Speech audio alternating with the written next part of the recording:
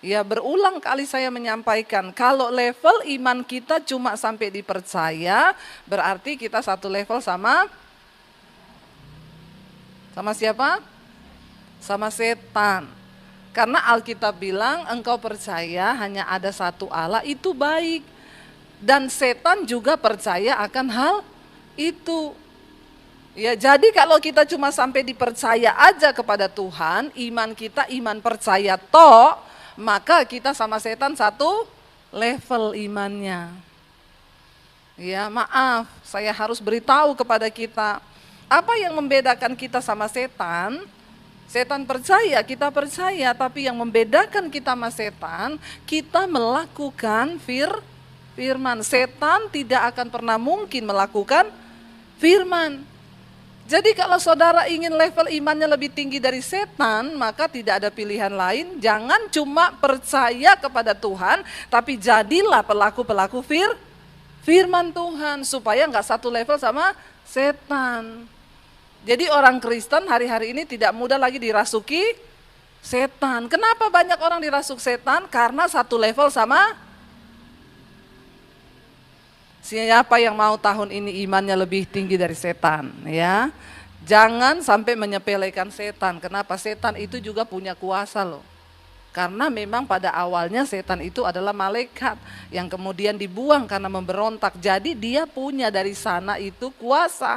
Tapi karena dia gelap, ya jadinya kuasanya gelap.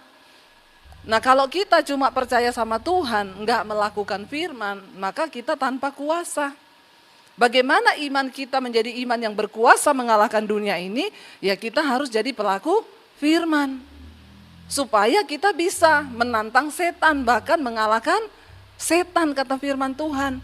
Karena firman Tuhan itu memiliki kuasa yang luar biasa.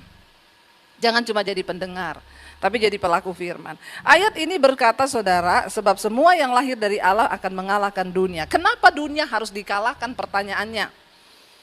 Kenapa sih Bu kita ini tinggal di dunia, kita mau kalahkan dunia ngapain? Ya, kita tahu bersama semua yang ada di dalam dunia ini adalah kegelapan, adalah kejahatan. Jadi saya mau cerita, pertama kali ketika Lucifer memberontak dari sorga, dia malaikat pemimpin pujian. Alkitab berkata, akhirnya Lucifer dibuang kemana saudara? Ya, dilempar kemana? Sama Tuhan. Ketika dia berbuat dosa dibuang ke bumi. Waktu itu bumi masih kosong. Lalu Tuhan menciptakan manusia serupa dan segambar dengan Allah. Lalu manusia juga ngikut setan, memberontak terhadap Tuhan. Pengen jadi sama seperti Tuhan. Tanpa kita sadari seringkali dalam hidup ini kita pun juga berlaku sama. Pengen jadi sama kayak Tuhan. Semua hidupnya mau diatur sendiri. Itu artinya pengen menyamai Tuhan. Kita harus mengakui bahwa Tuhan, saya tidak mampu apa-apa di hidup ini tanpa anugerah-Mu. Bahkan bernafas pun saya itu hanya kasih karunia Tuhan. Jangan jadi sama seperti setan yang ingin menyamai Allah. Semua dia pegang kendali. Pokoknya Tuhan, uangku ini aku yang pegang kendali. Tuhan gak usah ikut-ikut campur dengan uangku. Nanti kalau sudah kebelenyoan, ya udah gak punya duit, baru datang sama Tuhan. Tuhan berkati dong keuanganku. Malaikat bilang pret. Ya, mari kita jadi orang Kristen yang mulai belajar menyerahkan semuanya ke dalam tangan Tuhan. Jangan jadi sama seperti setan yang pengen jadi sama seperti Allah. Lalu akhirnya manusia memberontak di hadapan Tuhan, berbuat dosa, dan Alkitab berkata akhirnya manusia dibuang kemana? Dari Taman Eden, manusia dibuang ke bumi. Jadi kita sama setan itu di dunia ini satu nusa kambangan. Supaya saudara tahu kenapa kita harus bisa mengalahkan dunia ini. Karena sesungguhnya tempat kita bukan di dunia ini. Ya, tempat kita itu harusnya berada dekat dengan Tuhan di Taman Eden. Akibat pemberontakan manusia, akhirnya dia dibuang. Setan duluan dibuang ke sini, lalu manusia menyusul. Jadi yang lebih pintar siapa di dunia ini? Setan. Dan Yesus berkata, dunia dan segala isinya itu telah diserahkan kepada dalam tangan si jahat. Kenapa kita harus mengalahkan dunia? Pertanyaannya ayat ini berkata, semua yang lahir dari Allah mengalahkan dunia. Dan inilah kemenangan yang mengalahkan dunia, yaitu iman kita. Kenapa sih Bu dunia itu harus dikalahkan? Karena semua yang ada dalam dunia ini jahat. Coba kita lihat 1 Yohanes pasal yang kedua, ayat yang ke-15. 1 Yohanes 2 ayat yang ke-15. Baca sama-sama 1, 2, 3 saudara. Janganlah kamu mengasihi dunia dan apa yang ada di dalamnya. Jikalau orang mengasihi dunia, maka kasih akan Bapa tidak ada di dalam orang itu. Ngeri nggak saudara? Kita harus tahu dulu ya, kenapa kita harus kalahkan dunia? Karena Alkitab berkata kalau kamu tidak mengalahkan dunia, kamu mengasihi dunia, maka sudah pasti kasih akan Bapa tidak ada di dalam diri kita. Dunia selalu bertentangan dengan Tuhan. Kenapa kita harus mengalahkan dunia ini? Janganlah kamu mengasihi dunia dan apa yang ada di dalamnya. Karena dunia ini jahat dan di dalamnya itu semua adalah yang jahat. Ya, maka dari itu dikatakan jikalau orang mengasihi dunia, maka kasih akan Bapa tidak ada di dalam orang itu. Ngeri saudara, orang yang mengasihi dunia tidak mungkin berkenan kepada Tuhan. Lalu apa sih Bu, kenapa sih dunia dikatakan jahat? Yuk kita sambung ayat yang berikutnya, ayat yang ke-16 ya. Ayat yang ke-16 baca sama-sama 1, 2, 3. Sebab semua yang ada di dalam dunia yaitu keinginan daging dan keinginan mata serta keangkuhan hidup bukanlah berasal dari Bapa melainkan dari, karena ternyata yang ada di dunia ini semua hal-hal yang bukan berasal dari Bapa, karena dunia ini pembuangan. Ya, nusa kambangan tadi, setan dibuang di nusa kambangannya di dunia sini, kita juga dibuang di sini. Jadi kita hidup satu nusa kambangan sama setan. Makanya supaya kita tidak terseret oleh pekerjaan setan di dunia ini, tidak ada pilihan lain. Iman kita harus kuat dan hidup. Ya, kalau enggak terseret semua saudara. Nah ini yang ada dalam dunia ini yaitu apa yang ada dalam dunia yang bukan berasal dari Allah. Yang pertama keinginan daging. Semua kita punya daging. Punya ya, walaupun kurus tetap ada daging loh. Siapa yang paling kurus ini? Ya, pasti ada dagingnya, ya. Daging yang pertama saudara, Galatia 5 berkata, keinginan daging itu telah nyata. Apa itu daging? Percabulan, ya, kenajisan, ya, percederaan, roh pemecah belah, perselingkuhan, amarah, kepahitan, dendam, iri hati, sakit hati, itu semua ada di dalam daging. Jangan pikir, oh saya kurus Bu, daging saya kecil. Biasanya yang kurus itu malah besar loh keinginan dagingnya. Ya, jadi kita ini nggak dilihat dari gendut atau kurusnya. Saya sih membela orang-orang yang gendut hari ini ya. Apalagi setelah tahun baru dan Natalan ini pasti pada naik semua ini timbangannya ya. Tapi enggak apa-apalah ya, gendut kurus yang penting berkenan sama Tuhan. Amin. Ya dikatakan di sana ini perbuatan daging itu telah nyata. Yang pertama yaitu percabulan, kecemaran, hawa nafsu, apalagi di sana dikatakan ya, penyembahan berhala, lalu apa, sihir, perseteruan, perselisihan itu daging. Jadi jangan banyak-banyak berselisih ya. Iri hati itu daging, amarah, kepentingan diri sendiri, percederaan, roh pemecah. Jangan ada yang membawa roh pemecah belah di sini. Lalu kedengkian, ini daging, apalagi kemabukan, apalagi pesta pora dan sebagainya. Terhadap semuanya itu, kuperingatkan kamu seperti yang telah kubuat dahulu, kata Rasul Paulus di sini. Firman Tuhan bilang bahwa barang siapa melakukan hal-hal yang demikian, ia tidak mendapat bagian dalam kerajaan Allah.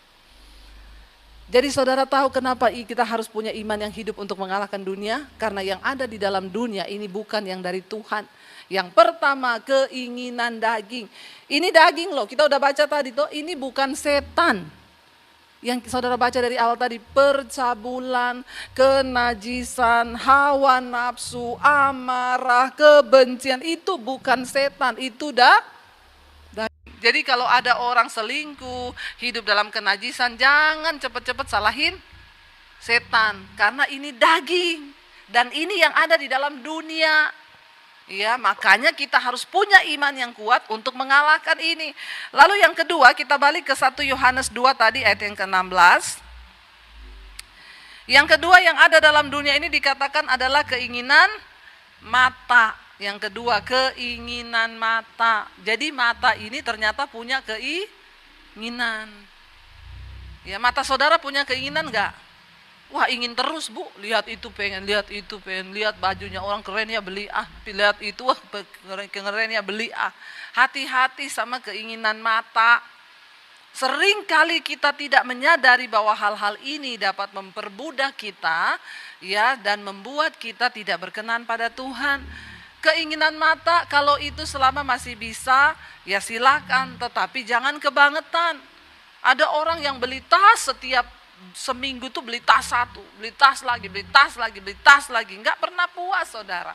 Beli baju. Ya, mari kita mengendalikan diri kita. Hati-hati dengan yang namanya keinginan mata. Yesus berkata, mata adalah pelita tubuh. Jika matamu gelap, maka gelap seluruh hidupmu.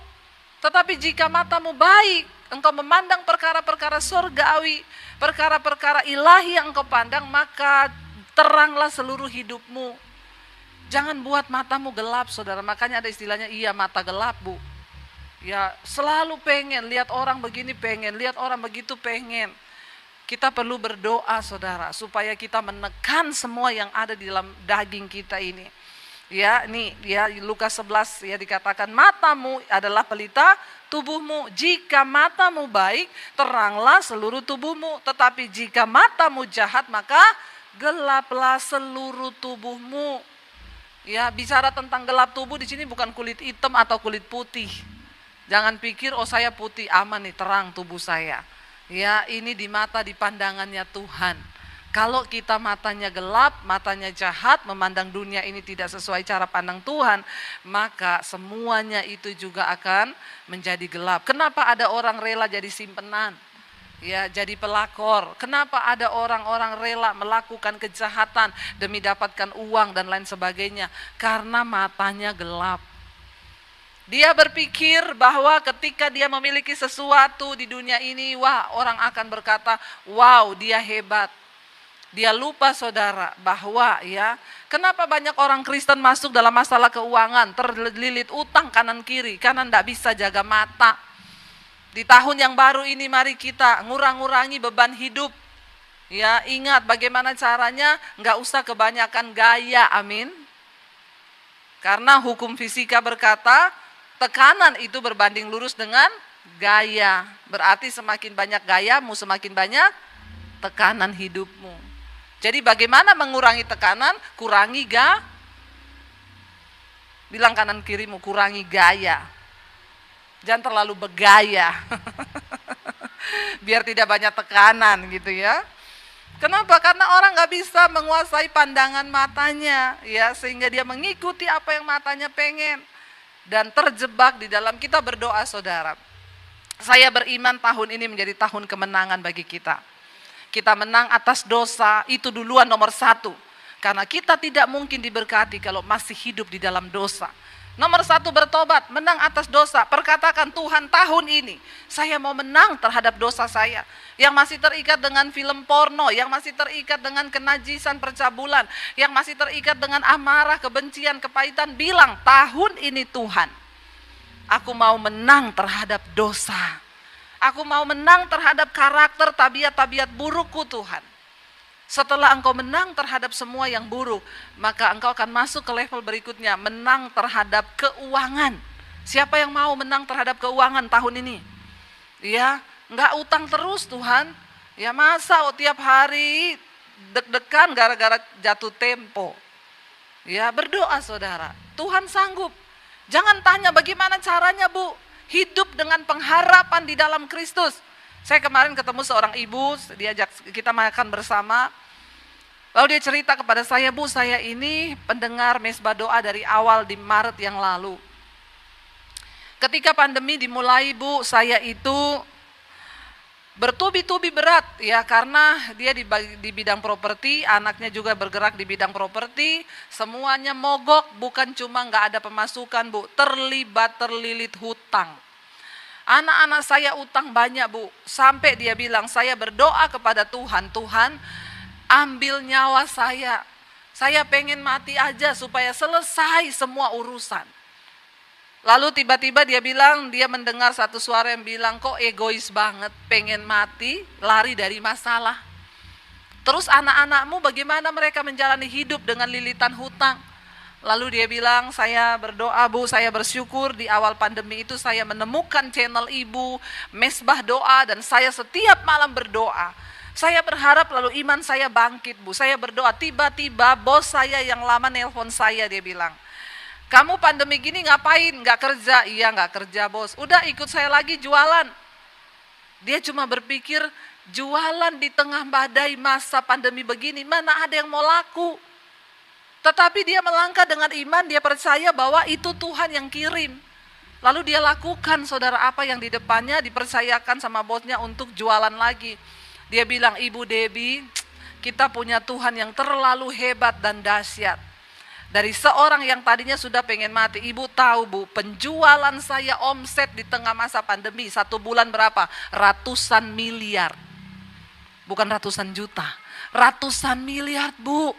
Dan saya belum pernah menjual dengan omset yang segede itu dulu ketika belum pandemi, enggak pernah. Tetapi justru di tengah pandemi Tuhan menyatakan kebesarannya. Saudara, engkau percaya enggak engkau punya Tuhan yang hidup? Keadaan di sekelilingmu bisa berubah, tetapi Tuhan kita enggak berubah. Karena itu berkat kita tidak ditentukan oleh keadaan di hidup kita. Sebab kita punya Tuhan yang tidak dibatasi oleh ruang dan waktu. Dia Tuhan yang sanggup bekerja selama ada iman. Selama ada sesuatu yang dapat Tuhan perhitungkan di dalam hidupmu sebagai sebuah kebenaran. Selalu ada jalan yang akan Tuhan bukakan. Saya bilang, wow, Bu, iya Bu Debbie, saya tercengang. Apa yang Tuhan buat? Saya belum pernah jualan sebelum pandemi itu dengan omset yang ratusan miliar di tiap bulan. Tapi Tuhan nyatakan itu justru di tengah-tengah masa pandemi. Karena itu semua dia bilang, saya hanya mau ngomong itu cuma karena Tuhan. Dan dia berkata, terima kasih, Bu. Terima kasih karena Mesbah Doa menjadi kekuatan bagi saya di tengah-tengah masa pandemi. Saudara, ya kita harus percaya. Mari kita memandang kepada Tuhan, melihat semua yang Tuhan buat di depan kita itu baik adanya. Hiduplah dengan pengharapan. Jangan biarkan matamu menguasai engkau sehingga engkau melihat hal-hal yang tidak benar. Lihatlah kepada Tuhan. Lalu yang ketiga tadi sana dikatakan apa yang ada di dalam dunia ini. Yang ketiga adalah keangkuhan hidup, yaitu kesombongan. Ya. Sebab yang ada dalam dunia ini dikatakan tadi 1 Yohanes 2 ayat 16 ya.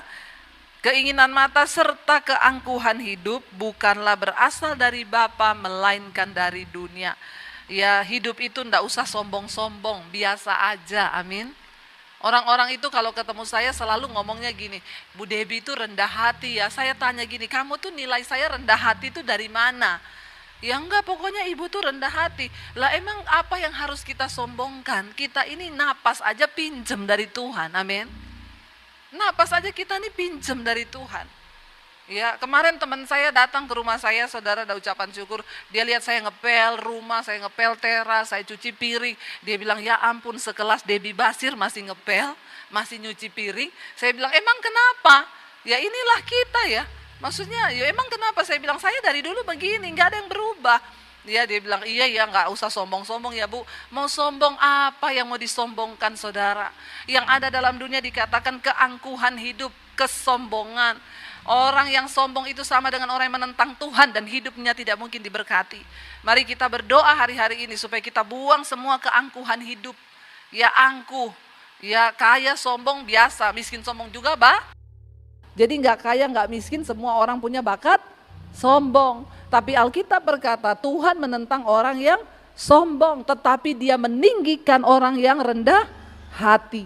Mari kita minta pada Tuhan, tahun ini kita jalani dengan rendah hati. Supaya apa, saudara?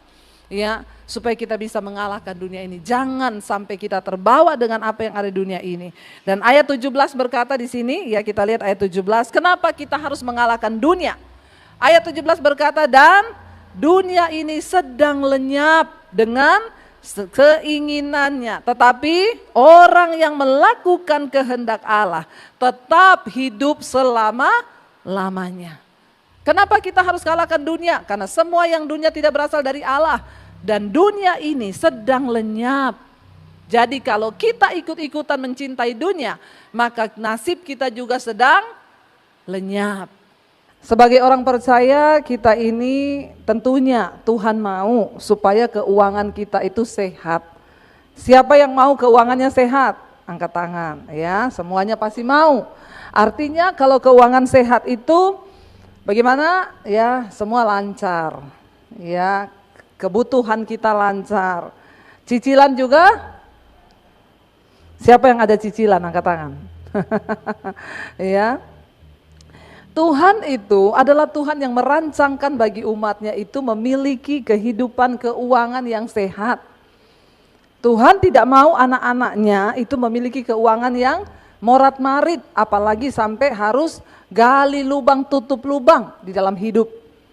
Tetapi saudara, banyak orang ingin keuangannya sehat, banyak orang ingin keuangannya diberkati, tapi sangat sedikit yang mau taat kepada firman. Makanya kita tidak pernah melihat janji Tuhan itu terjadi di dalam hidup kita. Karena banyak orang cuma mau yang enaknya saja. Tetapi kita percaya dan kita tahu firman Tuhan itu selalu ada sebab, ada akibat. Ingat itu. Banyak orang berpikir janji Tuhan itu semesta-mesta terjadi di dalam hidup kita. Makanya saya selalu mengulang-ulang, ingat ya, kasih Tuhan itu tidak ada syarat. Waktu saudara berdosa, dia pilih saudara dan saya untuk menjadi anaknya. Tidak ada syarat. Ketika Tuhan mengangkat seseorang, tidak ada syarat, oh kamu harus baik dulu, kamu harus ini dulu, baru diangkat dipilih jadi anaknya. No, kasih Tuhan tidak bersyarat. Ketika kita minta ampun juga hari ini, misalnya kemarin kita buat dosa, hari ini kita minta ampun. Apakah ada syarat? Tuhan ngomong, oh kamu harus gini dulu, bayar itu dulu, bayar ini dulu, baru aku ampuni. No. Waktu kita datang minta ampun, Tuhan berkata, dengan mulut engkau mengakui, maka dia mengampuni segala dosa kita. Tetapi untuk bisa mengalami janji dan berkat Tuhan di dalam hidup kita, ada syarat yang harus kita lakukan. Amin. Janji Tuhan itu bersyarat. Karena itu Alkitab berkata, kalau kamu begini, maka akan begini. Kalau kamu begini, maka kamu akan begini. Ya, firman Tuhan itu selalu begitu.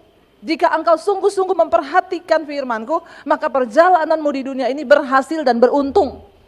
Ya, firman Tuhan berkata, jika kebenaran menjadi barisan depanmu, maka kemuliaan akan mengikutimu.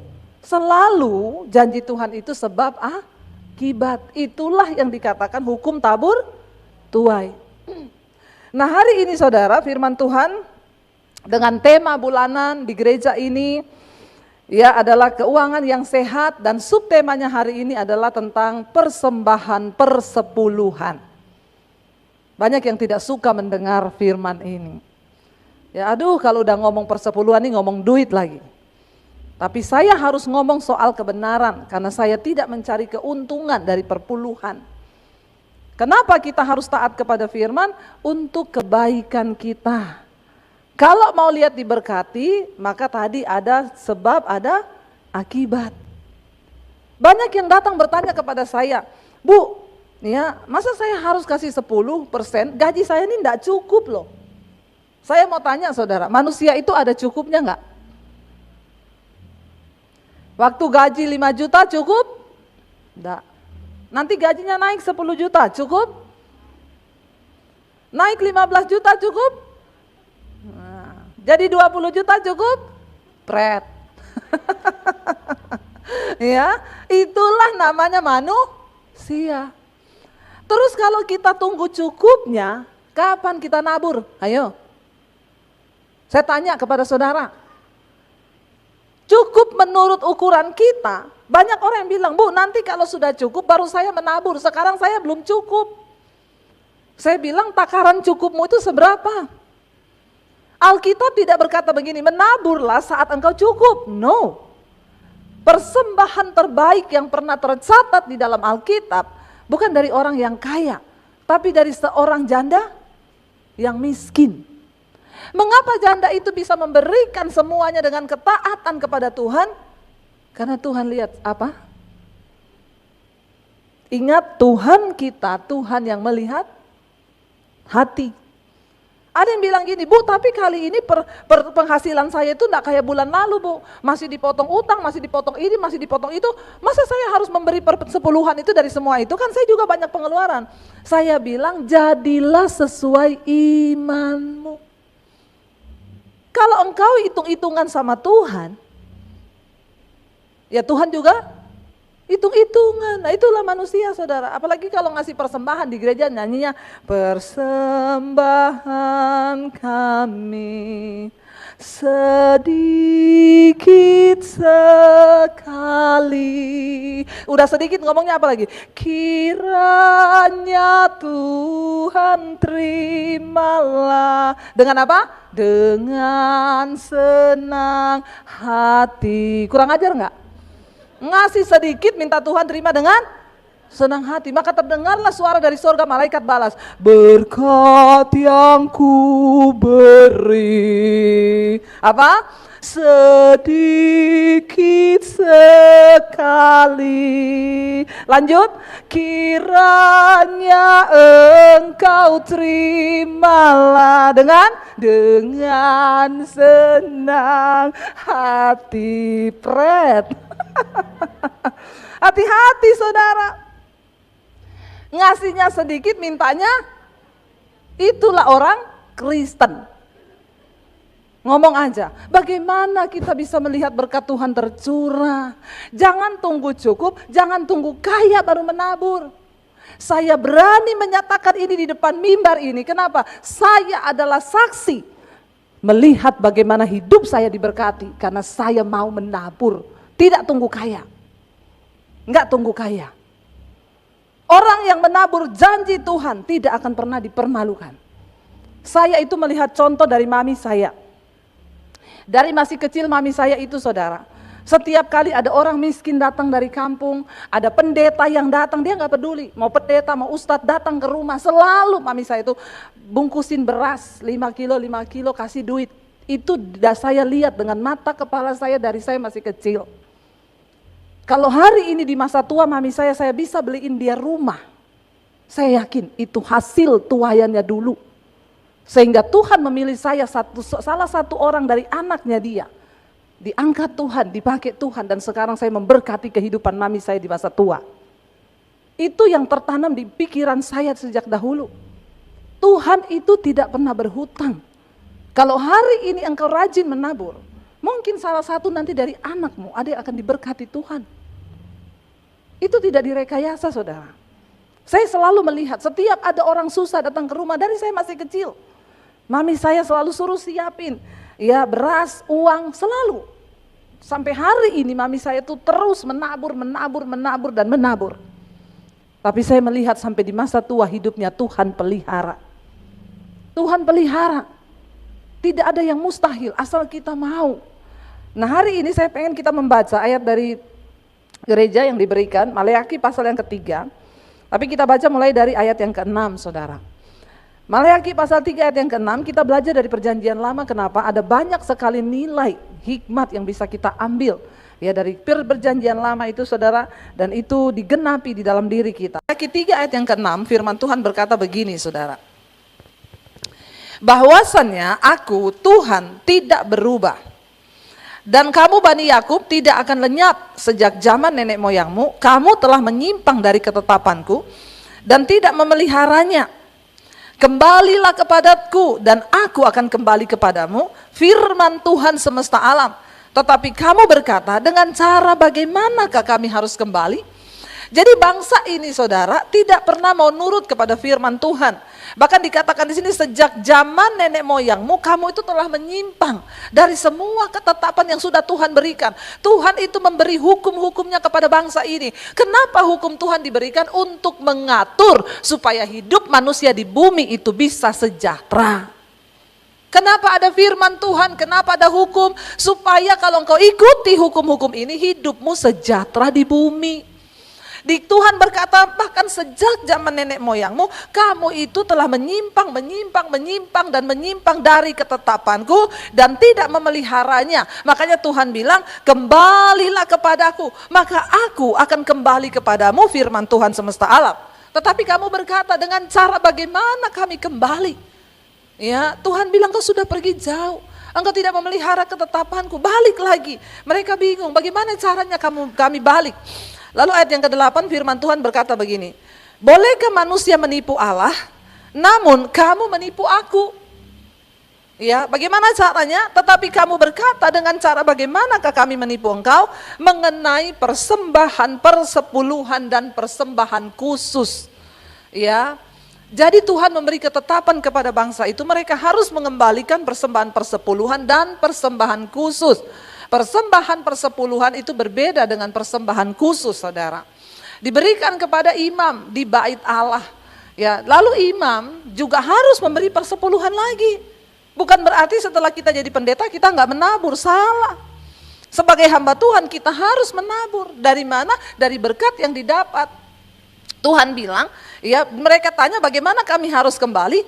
Lalu Tuhan bilang, bolehkah manusia menipu Allah? Masa manusia bisa menipu Allah? Tapi Tuhan bilang, kamu sudah menipu aku. Dengan cara bagaimana Tuhan kami menipu engkau? Dengan persembahan persepuluhan dan persembahan khususmu. Ayat yang berikutnya di sana dikatakan, ayat yang ke-9, saudara, kamu telah kena kutuk, tetapi kamu masih menipu aku. Ya, kamu seluruh bangsa. Jadi pada zaman itu, saudara, hidup mereka terkutuk. Orang yang terkutuk itu, saudara, hidupnya susah terus, nggak pernah ada damai sejahtera, uang kurang terus. Ya, engkau lihat ciri-ciri orang yang terkutuk. Jangan sampai kita ini juga hidup dalam keadaan yang terkutuk. Kenapa? Karena kita nggak taat kepada firman Tuhan. Lalu di sana dikatakan, saudara, ya ayat yang ke-10, bawalah seluruh persembahan persepuluhan itu ke dalam rumah perbendaharaan, supaya ada persediaan makanan di rumahku, dan ujilah aku, firman Tuhan semesta alam, apakah aku tidak membukakan bagimu tingkap-tingkap langit dan mencurahkan berkat kepadamu sampai berkelimpahan. Kita disuruh mengembalikan persepuluhan. Ada yang bertanya, Bu, banyak sekali 1/10. Sekali lagi, memberi kepada Tuhan itu soal sikap hati. Kalau mau ditanya miliknya Tuhan dalam hidup kita berapa persen? Semua milik Tuhan. Tidak ada satupun yang kita dapat di hidup ini karena kekuatan kita. Bahkan nafas hidup ini adalah pemberian Tuhan. Napas ini loh, saudara bisa bayangkan kalau engkau sesak napas hari ini, engkau pergi ke rumah sakit, bayar tabung oksigen itu berapa? Seringkali kita tuh lupa. Kita mengukur berkat-berkat Tuhan itu hanya dari uang materi. Kita lupa, saudara, pagi hari engkau bisa buang air besar, buang air kecil, itu anugerah. Dan itu harganya mahal. Coba kalau saudara nggak bisa buang air besar, nggak bisa buang air kecil, engkau pergi ke rumah sakit, berapa biaya yang harus dikeluarkan? Ingat, semua yang ada di hidup kita bukan hanya 10% milik Tuhan loh. Seluruhnya adalah milik Tuhan. Tapi orang Kristen tuh suka alay, yaitu tadi kalau nyanyi juga ya, alay. Ku berikan hatiku dan jiwaku, semuanya bagimu. Uangnya diminta buat Tuhan, jawabnya apa? Tunggu dulu Tuhan. Tapi nyanyi, semuanya bagimu. Pret enggak? Sorry ya saudara, sorry. Kenapa keuangan kita tidak diberkati? Karena kita menjadi hamba uang. Soal memberi persepuluhan itu cuma soal sikap hati. Ada yang tanya yaitu, Bu, masa saya harus kembali persepuluhan, Bu? Ini ya, saya hitung ya, Bu, ini. Saya kembali jawab apa? Tergantung imanmu. Jadilah sesuai dengan imanmu. Karena barang siapa menabur banyak, dia akan menerima banyak. Siapa menabur sedikit, dia akan menerima sedikit. Dan jangan pernah tunggu cukup baru engkau menabur. Saya selalu bersaksikan kepada saudara, ya, jangankan saudara uang banyak, orang saya pernah tinggal punya uang 50.000 kan, saya sudah saksikan di sini kan. Ada orang datang minta, anaknya sakit mau ke rumah sakit. Itu kan Tuhan lihat sikap hati kita kan. Saya bilang kenapa juga dia pinjam 50.000, 20 tahun yang lalu nih 20.000. Saya bilang sama suami, kenapa dia pinjam 50.000, kita tinggal punya 50.000, dia pinjam lagi 50.000. Pinjam kayak 25 biar bisa bagi dua kan. Tapi saya masuk ke kamar, suami saya udah bilang gini lagi, Say, aku nurut kamu loh. Karena imanmu itu biasanya yang nyampe, aku ndak nyampe ya. Kalau 50.000 dipinjam 50.000, imanku jujur ndak nyampe, aku ndak bakal kasih. Tapi terserah kamu yang peka, kata suami saya. Saya masuk di kamar, saya berdoa, Tuhan, bagaimana ini Tuhan? Jawaban Tuhan cuma gini, kesusahan sehari cukup untuk sehari. Besok itu ada kesusahannya sendiri. Kamu gak usah pikir besok, nanti aku yang akan memberkati, Tuhan bilang. Sebab aku yang memberikan benih bagi para penabur. Benih itu dari aku, kamu cuma melakukannya aja. Saya bilang sama suami, kasih semua. Lah terus kita besok kesusahan sehari cukup untuk sehari. Nah itu kan gunanya firman toh. Tapi jangan pakai itu firman habis gajian ke mall, kesusahan sehari cukup untuk sehari. Kita habiskan uang ini. Besok ada lagi susah, itu bodoh. Mencobai Tuhan itu. Ya udah tutup mata. Besoknya saudara yang pernah saya saksikan kan. Saya dibalikin Tuhan berapa? 10.750.000 20 tahun lalu. Saya bilang sama suami, kayaknya kalau tadi malam kita nggak menabur, kita nggak lihat deh hari ini ada berkat Tuhan. Kenapa sering kali berkat Tuhan terhalang? Karena hatimu itu loh, mata duitan. Sering kali saya tuh lihat orang yang beli barang-barang mahal buat dirinya itu, mampu loh. Tapi untuk memberkati, mengembalikan milik Tuhan, pret. Maka jangan suka nilai orang kaya itu dari merek yang dia pakai. Malah biasanya begitu-begitu pelit. Biar kalau ada yang dengar aja biar bertobat. Maaf loh saudara, maaf. Tuhan tidak melihat orang kaya itu dari apa yang dipakai. Tuhan gak lihat tasmu. Maaf, kalau engkau pelit untuk mengembalikan milik Tuhan, engkau orang yang termiskin di hadapan Tuhan. Walaupun engkau pakai mobil mewah, pakai tas mewah, tas ratusan juta miliaran, tapi menabur, saiprit. Masuk neraka. Saya harus bicara ini kebenaran. Ya, supaya kita ini dibukakan saudara. Tuhan melihat sikap hati kita. Karena sesungguhnya bukan 10% tok milik Tuhan. Semua yang kita miliki itu milik Tuhan. Dan sering kali orang itu menyerahkan hidup, menyerahkan jiwa, tapi duit, sorry Tuhan, aku serahkan hidupku loh, tapi uangku aku pegang. Makanya kita nggak pernah melihat keuangan kita sehat. Semakin kaya orang semakin khawatir, semakin takut. Saya banyak melayani orang kaya-kaya, hidupnya penuh dengan khawatir. Kenapa? Orang-orang begini mesti pelit. Kalau dia murah hati, dia suka menabur, tidak akan seperti itu hidupnya. Karena dia percaya pada kedaulatan Tuhan. Tuhan bilang kamu menipu aku. Bagaimana mungkin kita bisa menipu Tuhan? Lewat persembahan persepuluhanmu. Engkau tidak memberi, saudara dikatakan di sana. Ya, kamu telah kena kutuk tapi kamu masih menipu aku.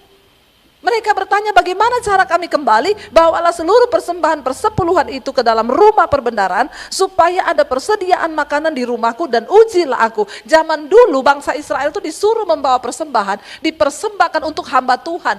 Perpuluhan itu untuk hamba Tuhan yaitu imam, orang Lewi, karena mereka tidak bekerja, mereka hidup dari pelayanan.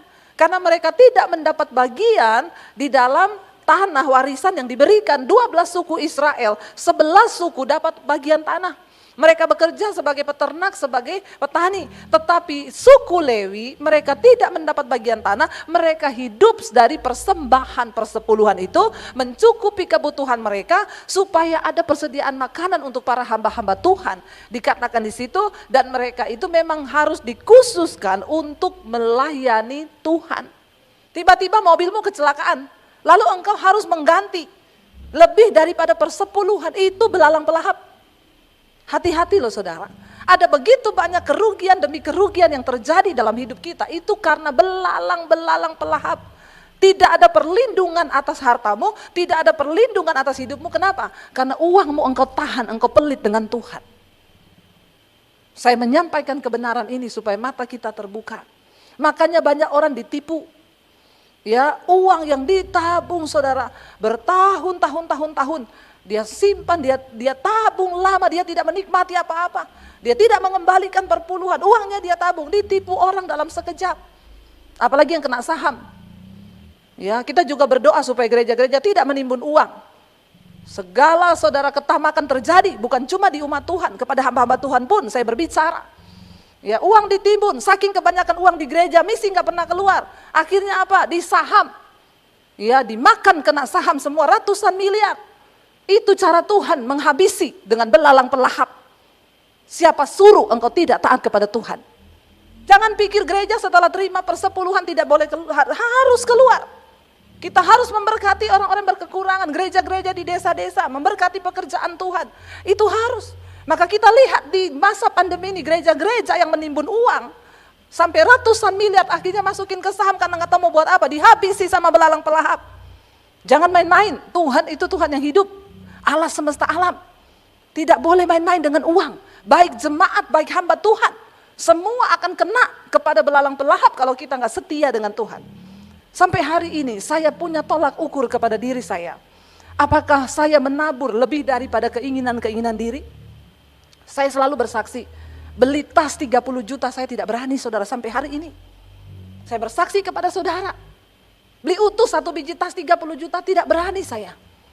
Tapi setiap kali menabur untuk pembangunan gereja-gereja di desa, saya tanya minggu ini berapa pengeluaran? 70 juta bu, 80 juta. Tuhan beri saya hati untuk membayar itu. Kalau beli tas dapat berapa saudara? Tapi saya sampai hari ini cuma menangis bersyukur dan bilang Tuhan terima kasih. Engkau masih beri aku kepekaan. Saya takut jangan sampai uang yang Tuhan percayakan kepada kita habiskan untuk keinginan diri kita sendiri. Dan saya sampai hari ini mau bersaksi kepada saudara, lumbung-lumbung saya terus diisi oleh Tuhan. Terus, nggak pernah kering, tidak pernah habis. Semakin saya menabur, semakin saudara, Tuhan itu membuka pintu-pintunya. Saya pernah bersaksi kepada saudara, saya sedang cari tanah di daerah Jawa Tengah untuk bangun sekolah misi. Kami harus menyekolahkan hamba-hamba Tuhan dari desa-desa yang miskin. Kami akan menyekolahkan gratis untuk mereka jadi hamba Tuhan. Mereka pulang ke desa untuk membangun gereja. Walaupun kecil, supaya Indonesia ini tidak dihijaukan saudara.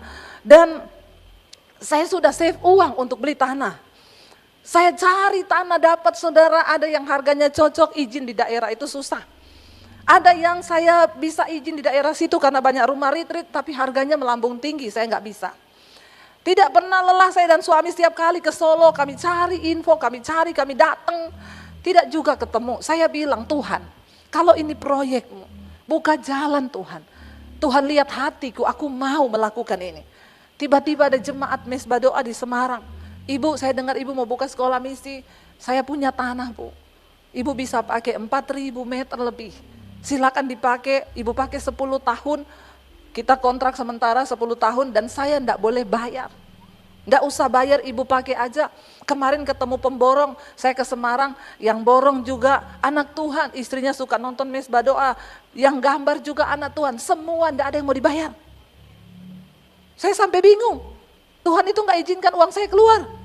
Saya sampai terheran-heran, Tuhan tuh ngomong gini, aku tidak cari orang yang punya uang untuk melakukan proyekku di dunia, aku cari orang yang punya hati. Dan ternyata Tuhan tuh cuma lihat hati kita. Saya sampai meneteskan air mata saudara. Saya sampai meneteskan air mata berkata, Tuhan betapa ajaibnya engkau. Yes, aku cuma cari orang yang punya hati. Kamu gak usah mikirin uangnya. Sebab aku yang punya dunia ini. Tidak ada yang mustahil bagiku. Saya telah melihat saudara. Makanya saya bisa berkata, saya bisa bersaksi. Jangan engkau jadi hamba uang, pelit. Tuhan bilang kalau engkau berani menabur saudara, dia bilang apa? Aku akan menghardik belalang pelahap supaya jangan dihabisinya hasil tanahmu dan supaya jangan ada ya pohon anggurmu itu tidak berbuah bagimu. Saudara, orang yang pelit, ya maaf ya, engkau genggam uangmu, ya itu habisnya banyak belalang pelahap datang. Entah hilang, ditipu orang ini, setelah engkau hitung-hitung. Iya ya, mending aku ngasih perpuluhan ya. Ternyata nih yang keluar lebih banyak belalang pelahapnya. Kenapa engkau harus beri perpuluhan? Supaya berkatmu dilindungi Tuhan. Supaya berkatmu dilindungi Tuhan. Lalu di sini dikatakan saudara, supaya segala bangsa akan melihat engkau dan berkata, sungguh dia itu benar-benar bahagia. Kenapa? Karena Tuhan menyertai pekerjaan tanganmu. Amin saudara. Orang menyebutmu orang yang beruntung. Tuhan dapat melakukan sesuatu yang lebih dari logikamu. Di dalam bisnismu, pekerjaanmu, keuntungan itu Tuhan sanggup datangkan. Kalau engkau sama Tuhan gak hitung-hitungan. Coba kita baca satu ayat. Ya. Kita baca Matius pasal 6 ayat yang ke-24. Matius 6, Injil Matius pasal yang ke-6 ayat 24, baca bersama. Tidak seorang pun dapat mengabdi kepada dua tuan. Karena jika demikian, ia akan membenci yang seorang dan mengasihi yang lain. Atau ia akan setia kepada yang seorang dan tidak mengindahkan yang lain. Kamu tidak dapat mengabdi kepada Allah dan kepada Mamon. Satu-satunya yang Yesus sejajarkan dirinya dengan Allah itu adalah apa? Mamon, uang. Di dunia ini, orang itu semua rata-rata orang di dunia ini yang dia cari nomor satu itu uang. Kalau orang yang kenal Tuhan, yang dia cari pertama itu Tuhan. Nomor dua baru uang. Tapi rata-rata orang di dunia, termasuk banyak orang yang aku Kristen, yang dia cari pertama di dunia ini apa? Uang. Nomor dua baru Tuhan. Saudara, Yesus mensejajarkan dirinya dengan uang. Dia bilang, kamu tidak bisa mengabdi pada Allah dan pada Mamon. Karena kalau kamu mengabdi pada dua-duanya, maka kamu akan mencintai salah satunya. Kalau kamu memilih mencintai Tuhan, maka uang akan jadi nomor dua. Tapi kalau engkau memilih mencintai uang, maka Tuhan yang menjadi nomor dua di hidupmu. Makanya banyak orang menghalalkan segala cara untuk mendapatkan uang. Saudara, waktu engkau cari Tuhan, Tuhan adalah sumber dari segala-galanya. Akan ada banyak pintu-pintu yang engkau tidak pernah pikir akan terbuka bagimu. Saya sudah melihat itu. Bagaimana Tuhan memelihara dengan hal yang kami tidak bisa pikirkan. Tetapi Tuhan membukanya, saudara, bagi kami. Tapi orang kalau cari Tuhan, engkau tidak dapat, kalau engkau cari uang, engkau tidak dapat Tuhan. Mungkin engkau dapatkan uang, tetapi kebinasaanlah yang akan engkau dapatkan pada akhir ujung hidupmu. Dikatakan di sana, orang itu tidak bisa mengabdi pada dua tuan, pada Allah dan pada Mamon. Karena pada akhirnya engkau akan mencintai salah satu dan akan membenci yang satu. Saya percaya semua kita dulu hidup jauh dari Tuhan. Atau masih sampai saat ini ada yang masih jauh. Ya, tidak usah angkat tangan. Yang masih jauh bertobat saja, amin. Harusnya kita sudah dekat dengan Tuhan. Sudah cukuplah hidup jauh-jauh dari Tuhan ya saudara ya. Apalagi dengan masa pandemi ini, virus corona yang menerpa. Saya berkata begini saudara, jangan hanya melihat yang buruk dari pandemi ini. Karena ada banyak yang positif dari corona. Bukan yang positif terjangkit. Tapi yang nilai positif dari pandemi ini banyak. Yang pertama, ya karena adanya virus dan pandemi ini manusia kita harusnya menyadari bahwa ternyata kematian itu berada sangat dekat dengan hidup kita, amin. Yang kedua, apa yang harus kita sadari? Dengan pandemi ini membuat banyak orang akhirnya berbalik untuk mencari Tuhan. Karena kita menyadari bahwa kita ternyata tidak bisa apa-apa. Pandemi ini juga telah membuat banyak keluarga disatukan kembali.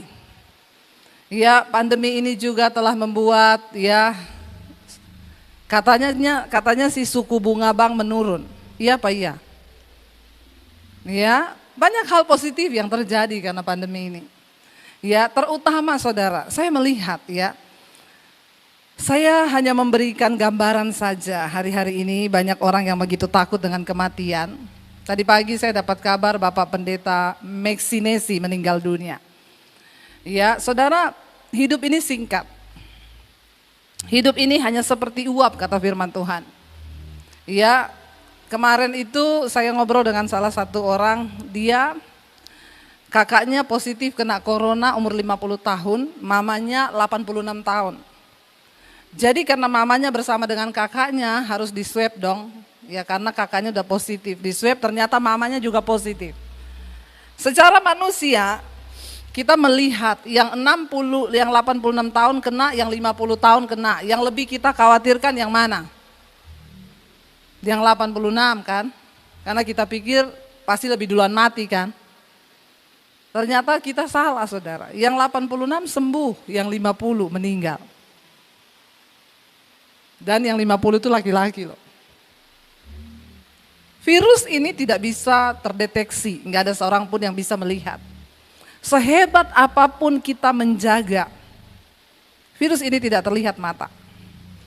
Kalau dikatakan orang yang tidak menjaga kebersihan itu dia akan lebih cepat kena, ya maaf, Pangeran Charles, keluarga Inggris itu kurang bersih apa? Namanya sesuatu yang tidak terlihat. Makanya waktu tahun baru kemarin saya menyampaikan, ayo kita jangan hanya meningkatkan sistem imun, tapi yang terutama sistem iman. Amin. Firman ini berkata, juga kamu yang dahulu hidup jauh dari Allah dan yang memusuhinya. Ya, ternyata ada orang-orang yang memusuhi Tuhan loh. Orang yang memusuhi Tuhan itu bukan yang bakar gereja, bakar masjid. Oh, itu dia berarti memusuhi Tuhan. Enggak, itu sudah terlalu terlalu nyata lah kalau yang kayak begitu. Ternyata banyak orang yang duduk di gereja seperti ini tetapi memusuhi Tuhan. Mengerikan gak saudara? Mengerikan loh. Ya, ternyata ayat ini berkata, kamu yang dulu memusuhi Tuhan dalam hati dan pikiranmu seperti yang nyata dari perbuatanmu yang jahat. Apa ciri pertama orang memusuhi Tuhan? Pikiran dan hati dan perbuatannya itu jahat. Jadi kalau saudara hatimu jahat, pikiranmu jahat, kelakuanmu jahat, berarti kamu memusuhi Tuhan. Walaupun orang Kristen, walaupun pendeta. Biar saudara kena, saya juga kena. Nanti tidak dibilang gini, itu pendeta cuma singgung-singgung jemaat, dia sendiri gak disinggung. Ya, lo bener. Walaupun orang menyampaikan firman, pendeta, kalau pikiran jahat, hati jahat, musuhnya Tuhan. Ya, makanya di hari tanggal 1 yang kemarin saya berkata, biar menjadi resolusi kita tahun ini yang pertama, carilah Tuhan. Carilah Tuhan. Yang mencari Tuhan bukan hanya orang yang belum kenal Tuhan. Kenapa kita harus terus mencari Tuhan? Yang pertama, karena kita ini daging. Karena kita ini rentan untuk berbuat dosa. Saya mau tanya kepada saudara, kita hidup kudus itu lebih mudah mana? Hidup kudus atau hidup dalam dosa itu lebih gampang mana? Enggak usah lebih gampang mana deh, lebih enak mana? Hidup dalam dosa atau hidup kudus lebih enak mana? Jujur. Lantang sekali jawabannya. Memang lebih enak hidup dalam dosa. Kenapa hidup dalam dosa itu? Mau marah-marah aja. Ya, ngamuk tinggal ngamuk aja selesai, ngikuti aja nih dagingnya. Mau berbuat apa? Selingkuh aja. Kita tidak perlu bergumul untuk berbuat dosa kan? Enggak ada orang bergumul, Tuhan pengen marah nih Tuhan. Ya dalam nama Yesus marah. Enggak ada saudara. Tapi untuk hidup kudus itu perlu pergumulan. Menahan amarah kita harus bergumul dalam nama Yesus, aku gak mau marah dalam nama Yesus. Kadang-kadang perlu doa peperangan, perlu doa puasa. Saya dulu untuk merubah kelakuan itu saya doa puasa loh saudara. Karena saya ini dulu hidupnya hancur benar, karakter saya hancur benar. Jadi untuk menjadi sabar itu saya butuh perjuangan, saya berdoa puasa. Dulu saya itu kalau marah saudara ya, saya sama adik saya itu laki-laki badannya tatoan semua. Ya itu kalau marah saya berantem sama dia, saya pukul-pukulan loh pakai tangan. Ya, kadang dia tuh udah mau tinju saya, dia bilang, sayang kamu tuh perempuan. Saya balas, sayang kamu tuh laki-laki. Saya nggak ada ngalah-ngalahnya loh. Waktu saya mengenal Yesus, saya baca Alkitab, jangan marah. Tinggalkanlah panas hati itu. Jangan kalah dengan kejahatan, tapi kalahkan kejahatan dengan kebaikan. Saya mulai berdoa di situ, Tuhan, ini saya nih orangnya Tuhan. Saya ini pemarah Tuhan.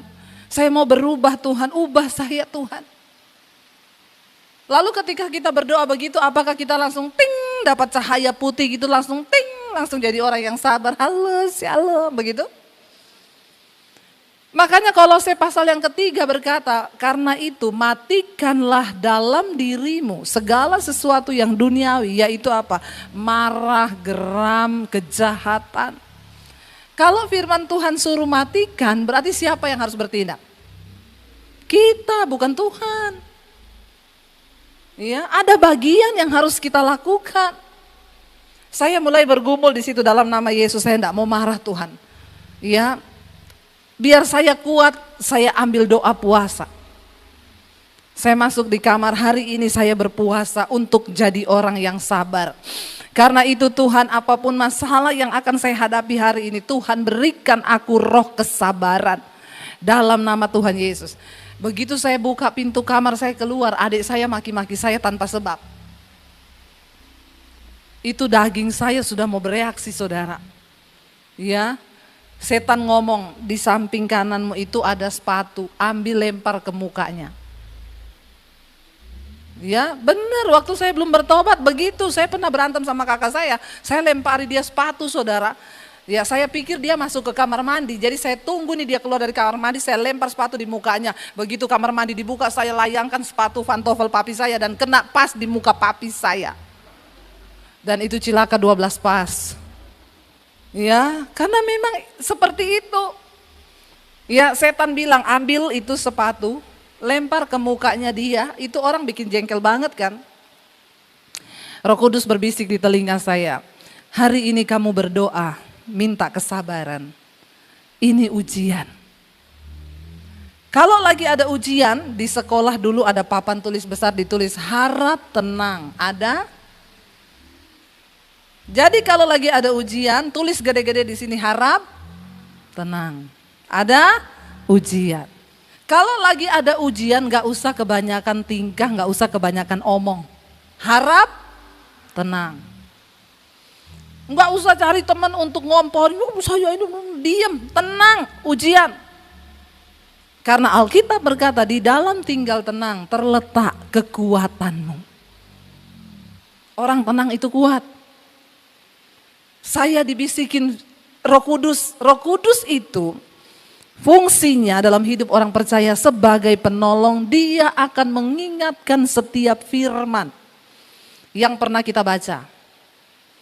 Tapi kalau saudara tidak pernah baca firman, tiap hari nonton drama Korea, maaf, Roh Kudus tidak akan mengingatkan apapun. Mengapa kita perlu baca firman? Karena Roh Kudus mengingatkan firman yang pernah kita baca. Ayat itu keluar, ya, harap tenang, ada ujian, di dalam tinggal tenang terletak kekuatanmu. Jangan kalah dengan kejahatan, tapi kalahkan kejahatan dengan kebaikan. Saya mulai bergumul di dalam hati saudara, antara lempar atau tenang. Ya, Roh Kudus terus berbicara, kalau kamu sabar kali ini menangkan dagingmu, kamu akan lulus dalam ujian ini. Saya diam menatap muka adik saya, dalam nama Yesus saya berdoa.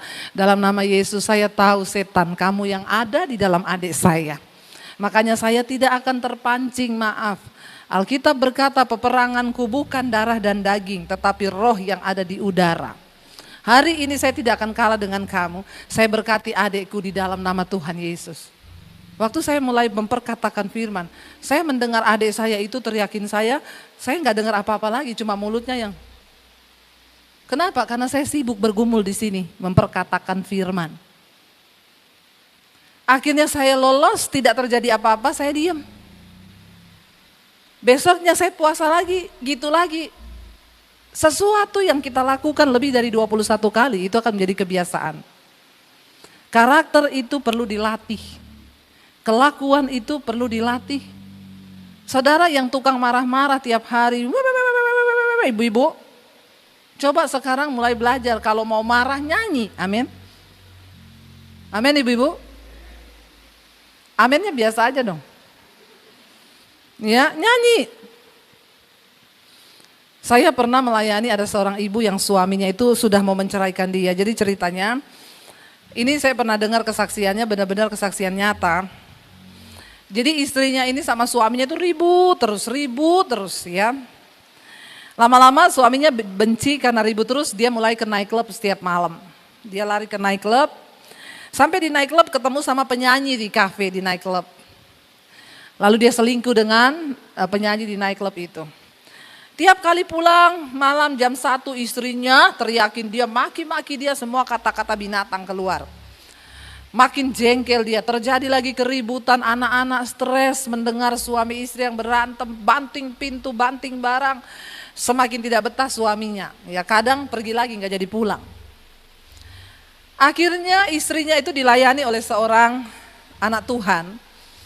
Saudara, kenapa kita harus mulai melayani orang di sekeliling kita? Percayalah apa yang kita lakukan itu tidak akan pernah sia-sia. Dia ketemu sama satu jemaat anak Tuhan yang berkata, kamu sabar aja.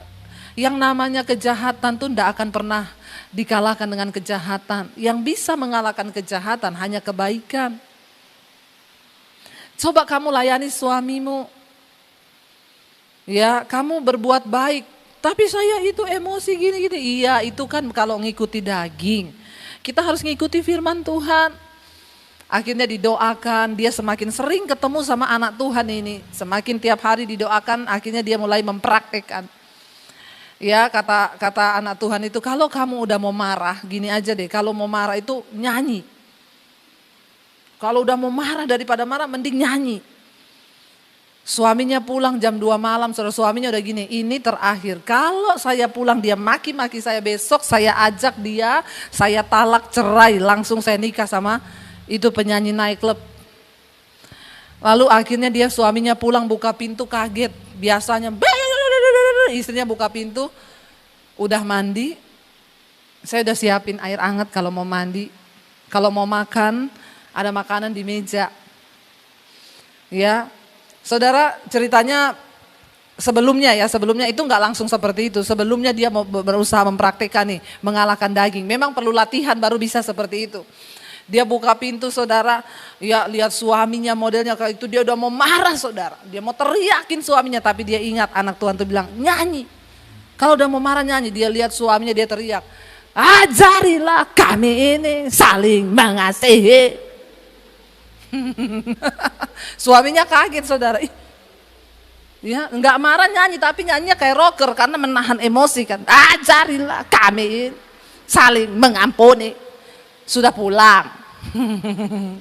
Sambil masuk kamar, ajarilah. Biasa, latihan pertama mengalahkan daging. Hari kedua dia pulang, istrinya sudah siap lagi. Dia buka pintu, mulai nyanyinya bagus. Ajarilah kami ini saling mengasihi. Udah pulang, Pak, udah makan. Ya, besokannya udah semakin merdu buka pintu. Ajarilah kami ini saling mengasihi. Emosinya sudah mulai ditekan. Saudara tahu karena perubahan itulah akhirnya suaminya tidak jadi bercerai. Suaminya bertanya, kenapa kamu bisa berubah seperti ini? Saya sudah berbuat jahat tapi kamu tetap berbuat baik. Dia berkata, karena aku mau melakukan firman Tuhan. Sejak hari itu suaminya bertobat. Penyanyi naik klubnya diputusin, dan saudara tahu akhir ceritanya suaminya jadi pendeta. Benar, ini kisah nyata. Saya dengar istrinya cerita sama saya, Bu Debbie gak gampang Bu, buka pintu, ajarilah kami ini. Ibu-ibu yang mau latihan silakan. Amin. Iya, kalau yang bisa bahasa roh itu kadang kita dengar orang kalau di gereja bahasa rohnya itu mantap. Saya bilang pakai bahasa roh jangan cuma di gereja. Waktu berantem di rumah itu loh pakai bahasa roh. Marah sama suaminya, memang kamu dasar. Itu setan lari tuh. Itu waktu yang tepat untuk pakai bahasa roh. Karena banyak orang hebat bahasa roh di gereja, di rumah bahasanya kebun binatang. Maaf. Banyak Kristen yang begitu. Saya khotbah di satu gereja, saya bilang tolong suami istri bergandengan tangan. Ada loh suami istri gak mau gandeng tangan. Ada loh. Sampai saya bilang ini perintah, gak mau loh. Saya bilang ngapain ke gereja, pulang aja. Alkitab berkata kalau engkau datang ke gereja, sebelum engkau mempersembahkan korban entah pujian atau uang, ingat dulu apa yang ada di hatimu, beresin dulu baru engkau bisa layak datang. Jangan jadikan dirimu musuh Allah. Orang kalau hatinya jahat, pikirannya jahat, perbuatannya jahat, musuhnya Tuhan. Saudara mau jadi musuh Tuhan atau sahabatnya Tuhan? Sahabatnya Tuhan. Makanya hari ini bertobat. Ya, ayat 22, sekarang kita telah diperdamaikan dalam tubuh jasmani Kristus oleh kematiannya. untuk menempatkan kita kudus dan tak bercacat dan tak bercela di hadapannya. Karena itu ayat 23 ini yang harus kita lakukan. Sebab itu kamu harus bertekun dalam iman.